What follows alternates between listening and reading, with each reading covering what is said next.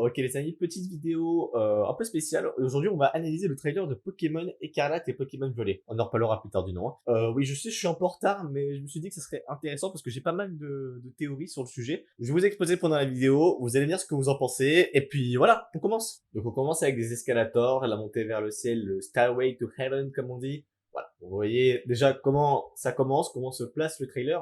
Voilà, donc l'ambiance un petit peu angoissante hein, mais bon. Voilà, le mec qui a une lampe torche. Ok, donc la porte noire, le noir, la mort, voilà. Bon.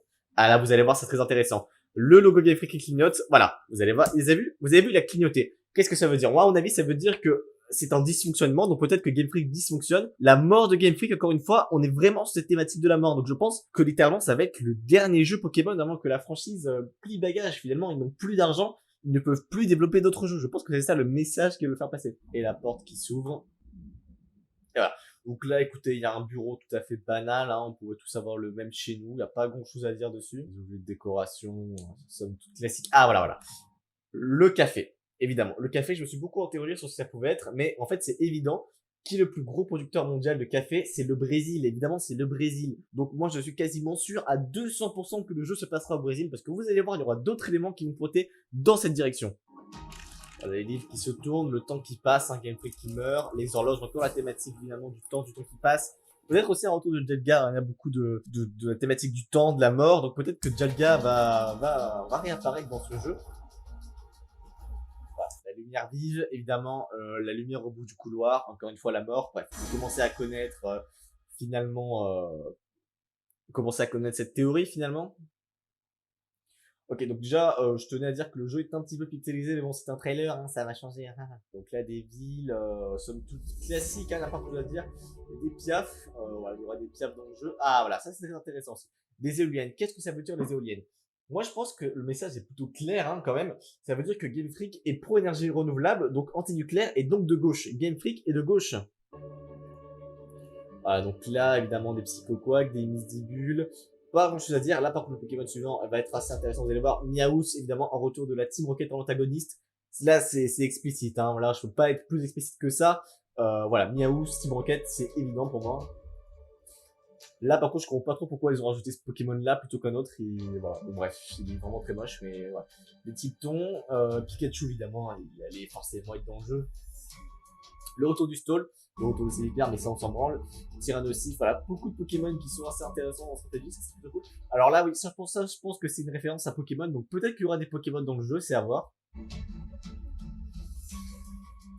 Ok, la place, voilà, là vous pouvez voir qu'il y a plein de types, et puis vu qu'on a eu beaucoup de thématiques de la lumière, de la mort, du temps qui passe, peut-être qu'il va y avoir un type temps, un type lumière, un type mort, je sais pas, hein, franchement c'est des théories. Hein. Ok, donc là, ah voilà, voilà, c'est très intéressant. Évidemment, regardez ce style des maisons, c'est évidemment une référence au quartier de Pelourinho au Brésil, un quartier qui est vraiment très coloré. Donc encore une fois, comme je vous disais, il y a d'autres éléments qui tendent vers le fait que ça se déroule au Brésil. Et vous allez voir, il y a un autre élément juste après qui est assez intéressant aussi. Donc ça, c'est pas ça, on s'en fout. Voilà, voilà, voilà, c'est là, juste là. Juste là, regardez sa tenue. C'est vraiment une tenue typique des guerrières Amazon. Amazon, c'est dans la forêt amazonienne, Brésil, ouais, c'est pareil, hein, c'est au même endroit. Donc voilà, c'est clairement, je vous le mets à côté, vous allez voir, c'est la même tenue, littéralement la même tenue. Donc forcément, pour moi, c'est au Brésil. Il y a trop d'éléments qui convergent, c'est forcément au Brésil. Voilà, encore le bureau classique. Ah voilà, ça c'est très intéressant. Qu'est-ce qu'on voit? On voit évidemment du raisin, et un jambon beurre. Qu'est-ce que ça veut dire? Je pense qu'on a dit, enfin c'est pas, je pense, c'est que c'est sûr, ça va être un retour à Kalos pendant l'aventure, parce que Kalos, évidemment, c'est la France. Le vin, le jambon beurre, voilà, on a la ref. Hein. Et vous allez voir, là, ça va être assez intéressant dans quelques instants. Bon, là, il fait le mec étonné, mais ouais, c'est super. Et voilà, voilà. Alors, au début, je pensais que c'était des fake mon, mais j'ai bien réfléchi. Je me suis vraiment creusé le ménage. Et en fait, je pense que c'est des starters de la nouvelle génération. Franchement, c'est une théorie. Hein. Fallait y penser. Je suis pas sûr à 100%, mais je pense que c'est des starters. Donc, je vais vous dire ce que je pense des starters. Donc, voilà.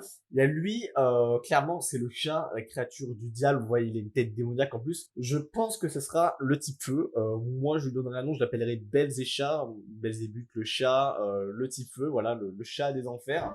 Je pense que c'est assez cohérent. Lui, c'est une pomme, donc forcément de type plante. Bon, les connaissants, ils ont pas d'idée pour les noms, ils vont l'appeler Crocopomme, un truc comme ça. Et lui, ben, c'est Cointon, je pense que c'est une farm régionale de Cointon.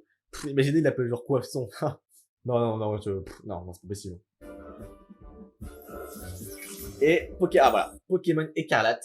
Écarlate, ça fait penser à quoi? Bon, il y a évidemment ceux qui vont dire que ça fait penser au rouge, mais ça, c'est s'arrêter à la première analyse, parce que forcément, moi, ça me fait penser à l'écartèlement, et vous allez voir que ça tient la route, parce que l'autre nom, de l'autre version, c'est Pokémon violet. Le V-word, le mot interdit, voilà. Vous enlevez la dernière lettre, vous savez ce que ça fait.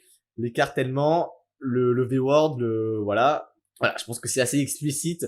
Évidemment, Pokémon qui a des positions assez tranchées quand même, là, c'est assez étonnant.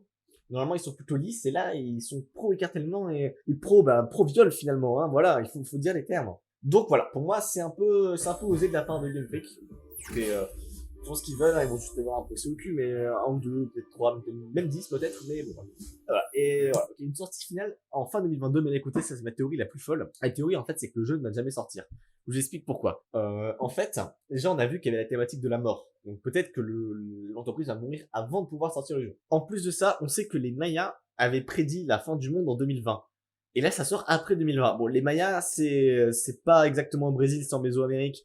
C'est, voilà, bon, c'est à peu près au Mexique, mais c'est à côté, c'est à côté. Et je pense forcément que c'est une référence, finalement. C'est une référence à la fin du monde, vu que ça parle du Brésil, tout ça. Et je pense que le jeu ne va jamais sortir, en fait. Voilà, c'est sort après la fin du monde, donc forcément, il n'y a pas de jeu. Il n'y a pas de jeu. Donc je pense que le jeu ne sortira jamais. Dites-moi ce que vous pensez de toutes ces théories en commentaire. Personnellement, je suis sûr, allez, 96% de toutes ces théories. Franchement, je suis presque sûr de tout ça. Dites-moi ce que vous en pensez. Dites-moi si vous avez des trucs à rajouter peut-être. Dans tous les cas, moi je vous dis à la prochaine. Bisous les Scraggy.